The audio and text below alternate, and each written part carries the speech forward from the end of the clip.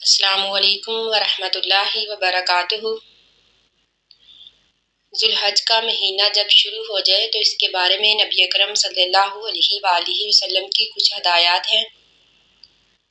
صحیح حدیث میں ہے کہ آپ نبی اکرم صلی اللہ علیہ وآلہ وسلم نے فرمایا کہ ان 10 دنوں میں نیک اعمال اللہ تعالیٰ کو بہت زیادہ محبوب ہے۔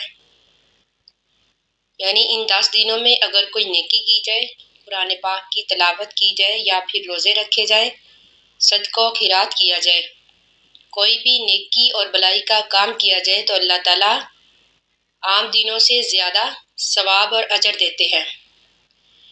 دوسری بات یہ ہے کہ قرآن پاک میں ان 10 راتوں کی قسم کھائی گئی ہے، جیسے کہ قرآن پاک میں ہے والفجر ولیال عشر، تو جمہور مفسرین کے نزدیک ان 10 راتوں سے مراد ذوالحج کی 10 راتیں ہیں، یعنی ان کی راتوں کی بھی فضیلت ہے اور دن کی بھی۔ نبی اکرم صلی اللہ علیہ وآلہ وسلم نے فرمایا کہ اگر تم میں سے کسی کو قربانی میسر ہو تو وہ ان 10 دنوں میں نہ ناخن کاٹے اور نہ ہی بال کاٹے، یہ بہتر اور افضل ہے۔ یعنی فرض اور واجب نہیں ہے، لیکن بہتر اور افضل یہی ہے کہ وہ ان 10 دنوں میں نہ ناخن کاٹے اور نہ ہی بال کاٹے۔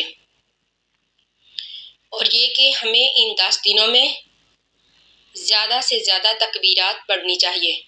وہ تکبیرات یہ ہے: اللہ اکبر، اللہ اکبر، لا الہ الا اللہ واللہ اکبر، اللہ اکبر وللہ الحمد، اللہ اکبر کبیرہ والحمد للہ کثیرہ سبحان اللہ بکرۃ و اصیلا۔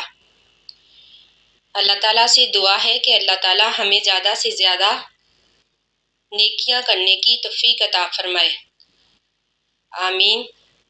آخر دعوانا ان الحمد للہ رب العالمین۔ السلام علیکم ورحمۃ اللہ وبرکاتہ۔